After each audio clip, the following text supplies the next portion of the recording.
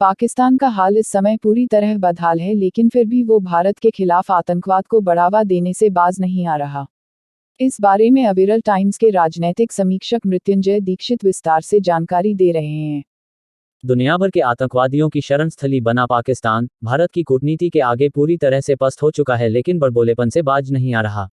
आज पाकिस्तान की हालत यह हो गई है कि रेलों का संचालन बंद होने के कगार पर है। बिजली संकट इतना गहरा गया है कि बाजारों और मैरिज हालों को जल्द बंद कराने के निर्देश जारी किए गए हैं। पाकिस्तान सरकार ने बिजली की खपत को कम करने और सरकारी खजाने पर वित्तीय भार को कम करने के लिए कई योजनाओं की घोषणा की है, लेकिन ये उपाय ऐसे हैं कि जिन्हें सुनकर हर कोई हंस रहा है। इस बीच पाकिस्तान के रक्षा मंत्री ख्वाजा आसिफ ने जनसंख्या नियंत्रण को लेकर अलग ही तर्क दिया है, जो खूब वायरल हो रहा है। इन तर्कों से यह पता चल रहा है कि मदरसों में आतंकियों को पढ़ाने वाले व पालने वाले पाकिस्तानियों के विचार किस हद तक नीचे जा चुके हैं, जिन पर केवल अपना माथा पकड़ा जा सकता है। पाकिस्तान के मंत्रियों की हालत इतनी दयनीय हो गई है, आज जब भी कोई मंत्री विदेशी दौरे पर जाता है तो उसे प्रायः चोर चोर तक कहा जा रहा है। पाकिस्तान के रक्षा मंत्री ख्वाजा आसिफ का कहना है कि पाकिस्तान में जहां बाजार 8 बजे बंद किए जा रहे हैं, वहां पर बच्चों की तादाद कम है, वहां बच्चे कम पैदा होते हैं। ख्वाजा का यह तर्क सुनकर वहां लोग अपना माथा पकड़ रहे हैं और कह रहे हैं कि भला यह कौन सा तर्क हुआ। पाक के रक्षा मंत्री का कहना है कि अगर इस उपाय को लागू किया गया तो फिर देश 62 अरब रुपए बचा लेगा। इसके साथ ही 1 जुलाई से ऐसी फैक्ट्रियां जहां पर इलेक्ट्रिक फैन बनाए जाते हैं उन्हें भी बंद कर दिया जाएगा। ख्वाजा का कहना है कि अकुशल पंखे लगभग 120-130 वॉट बिजली का उपयोग करते हैं। दुनिया भर में ऐसे पंखे उपलब्ध हैं जो 60-80 वॉट का उपयोग करते हैं। ऐसे में सरकार ऐसे ही पंखों पर ही फोकस करेगी। पाकिस्तान में आटा 64 रुपए किलो पार हो चुका है और जनता की हालत इतनी खराब हो चुकी है कि वह किसी भी हालत में शहबाज शरीफ की सरकार से मुक्ति पाना चाह रही है। पाकिस्तान में अन्य खाद्य सामग्रियों के दामों में भी वृद्धि होने से परेशानी बढ़ गई है। सरकार ने सब्सिडी के दुरुपयोग को कम करने के लिए तत्काल प्रभाव से यूटिलिटी स्टोर्स कॉर्पोरेशन के माध्यम से बिक्री किए जाने वाले आटे, चीनी और घी की कीमतों में 25 से 62% की वृद्धि की है, जिसके कारण जनता त्राहिमाम कर रही है। नई दरों के तहत चीनी की कीमत 70 रुपये से बढ़कर 80 रुपये प्रति किलोग्राम हो गई है। वनस्पति घी की कीमत बढ़कर 375 रुपये प्रति किलोग्राम हो गई है। कुल मिलाकर वहां की वित्तीय स्थिति गहरे संकट में है। सरकार और सेना के अधिकारी भ्रष्टाचार में आकंठ डूबे हैं, जिनकी ऐशो आराम के किस्से चर्चा में हैं। पूर्व सेना प्रमुख बाजवा के सेक्स स्कैंडल व उनकी अरबों की संपत्ति की पाकिस्तानी मीडिया में खूब चर्चा हो रही है। शाहबाज सरकार और सेना की मिलीभगत से होने वाले घोटालों और स्कैंडलों के नित नए खुलासे हो रहे हैं।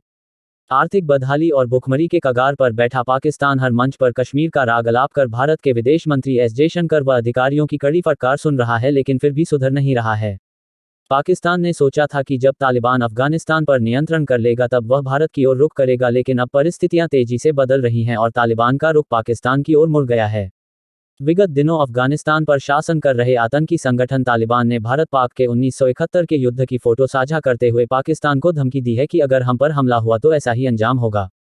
स्वाभाविक है कि ये पाकिस्तान को शर्मिंदगी के कड़वे घूंट पिलाने के लिए काफी था। तालिबानी नेता व अफगानिस्तान के उप प्रधानमंत्री अहमद यासिर ने ट्विटर पर 1971 में भारतीय सेना के सामने पाकिस्तान के आत्मसमर्पण की ऐतिहासिक तस्वीर साझा करते हुए लिखा है कि पाक ने उन पर हमला किया तो उसे ऐसी ही शर्मनाक स्थिति का सामना करना पड़ेगा। कर्ज एवं अनुदान के रूप में मिली भारी भरकम राशि को यह देश आतंकवाद को पलने पोसने में खर्च करता रहा है। आश्चर्यजनक बात यह है कि आतंकवाद के पोषक इस देश को आतंकवाद से लड़ने के नाम पर सबसे ज्यादा रकम मिली, और वह भी अमेरिका जैसे देश से। यदि पाकिस्तान ने अंतर्राष्ट्रीय संस्थाओं एवं विदेशों से मिली इस भारी भरकम राशि का इस्तेमाल सही तरीके से किया होता तो शायद आज उसको यह दिन नहीं देखने पड़ते। अमेरिका में 11 सितंबर 2001 को हुए आतंकवादी हमले के बाद पाक के ऊपर डॉलर की बारिश होती रही। वर्ष 2002 से 2011 के बीच अमेरिकी कांग्रेस ने सैन्य एवं आर्थिक मद के नाम पर 18 अरब डॉलर की मंजूरी दी थी। पाकिस्तान के लोगों का कहना है कि अमेरिका की यह मदद आम लोगों तक नहीं पहुंची। यह सारी रकम पाकिस्तान का भ्रष्ट तंत्र लूट ले गया। इस समय पाकिस्तान पर अपने खर्च कम करने और विदेशी मुद्रा बढ़ाने का दबाव बना हुआ है। पाकिस्तान की बदहाली के लिए वहां के सभी नेता जिम्मेदार हैं। 1947 में पाकिस्तान बनने के बाद वहां के नेता केवल और केवल भारत के प्रति ईर्ष्या रखते रहे और भारत के खिलाफ आतंकवाद को पनपाते रहे। पाकिस्तान ने कभी भी अपने पैरों पर खड़े होने एवं एक स्वतंत्र देश के रूप में विकसित होने की कोशिश नहीं की। उनकी सारी ऊर्जा भारत को नुकसान पहुंचाने में लगी रही। विदेशों से मिलने वाली आर्थिक सहायता, अनुदान एवं कर्ज ने उन्हें परजीवी बना दिया और परिणाम सामने हैं।